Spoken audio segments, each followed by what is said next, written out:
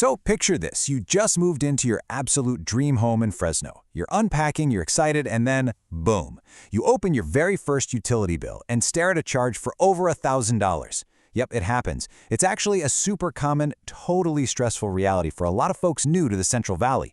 But don't panic. Welcome to This Explainer. Today, we're building your ultimate survival guide for setting up your water service in Fresno completely stress-free. Whether you're renting for the first time or you just bought a place, we're going to walk through the whole setup process, start to finish. If you've spent, even 5 minutes on local Fresno forums, you've definitely seen the panic. Just look at what people are saying online. We've got folks getting hit with massive charges literally 7 days after moving in. Kind of crazy, right? Getting a handle on your utilities right out of the gate is absolutely crucial if you want to protect your monthly budget. Okay, let's look at our roadmap. We're going to cover 6 quick things: the utility bill shock, finding your specific water provider, the actual application process, all those fun fees and deposits, common challenges you might face, and finally, some pro tips and resources to save you cash. All right, part 1, the utility bills shock, or understanding Central Valley utility anxiety. So while electricity usually drives the most panic, people report summer bills hitting a staggering $1,000 thanks to the AC and rate hikes, navigating the water bureaucracy is honestly just as important to avoid those nasty surprise costs. Getting your water service set up comes with its own specific deposits, admin fees, and some pretty strict regulations. If you get it wrong, you might face delays getting the water turned on, or worse, unexpected charges draining your bank account. Moving to part 2, finding your water provider and navigating Fresno's decentralized system. Here's the thing. Step 1 isn't actually applying, it's figuring out where you literally are on the map.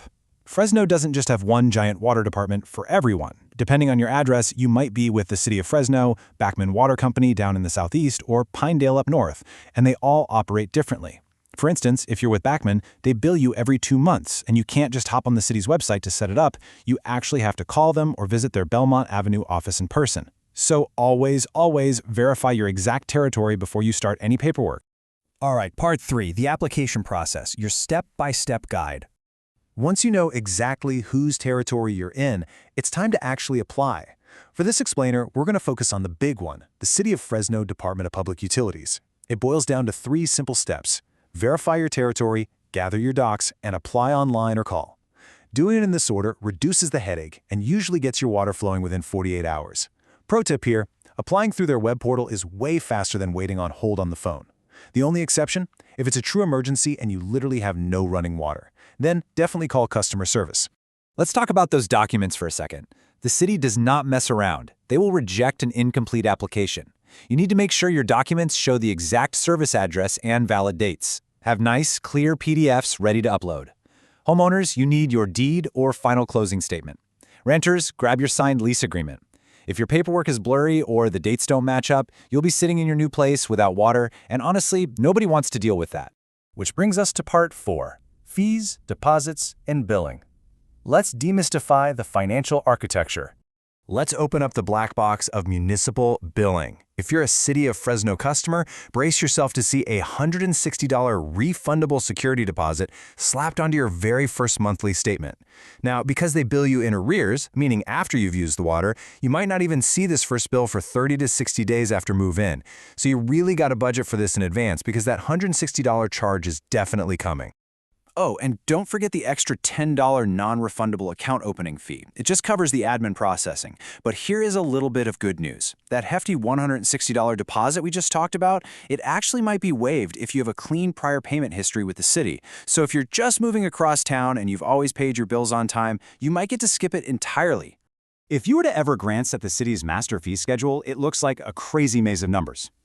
It's dense. Municipalities have these wildly complex structures based on meter size, volumetric usage, flat rates, the whole shebang. But don't stress. We are only focusing on the critical numbers you need to care about right now, which are your specific residential base rates and your consumption charges. On to part 5, common challenges and solutions, or how to avoid penalties and delinquencies. It's always best to know the rules before you accidentally break them, right? Let's say you fall 60 days behind on your bill and face a shutoff. Getting your water turned back on after normal business hours is going to cost you 3 times as much. You're looking at $150 instead of the standard $50. So if you run into a billing issue, always handle it before 5 p.m. on a weekday. And hey, the city does offer payment plans and they'll waive interest charges once a year, so just reach out to them early if things get tight. Now, this next one is super important. If you buy a property with a private residential well, and that well structurally fails, the city literally won't let you just repair or deepen it. You are legally forced to go through a massive, strict 6-phase process to connect to the public grid. We're talking structural estimates, paying connection fees, getting permits to destroy the old well. It's a huge ordeal. So if you're looking at a home with a well, get it rigorously inspected before you sign anything.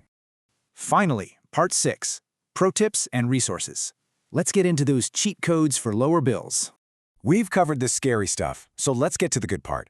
Since your water bill is based on exactly how much you consume, you absolutely need to sign up for the city's free Eye on Water tool.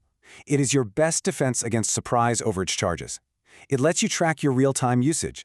Like if you have a hidden sprinkler leak in the backyard, this tool will flag it way before you get a heart-stopping bill at the end of the month. Beyond just monitoring your usage, let's talk about structural savings. The standard flat rate and volumetric billing can really add up, but the city actually offers the Utilities Affordability Credit Program to lighten the load for eligible low-income residents. This program gives you a $5 credit every month for water and another $5 for solid waste. That's up to $120 in savings a year. But here's the catch. You need to apply for this at the exact same time you set up your account. The funds are strictly first come, first served, and capped at around 8,300 households a year. So if you qualify, do not wait. Lock that in on day one. Just a quick final heads up. Bureaucracies evolve, right? Rates change with inflation, service boundaries can shift, and new policies pop up all the time. Please use this explainer as a solid foundation, but always double-check the current info directly with your specific provider or the City of Fresno website just to be absolutely sure.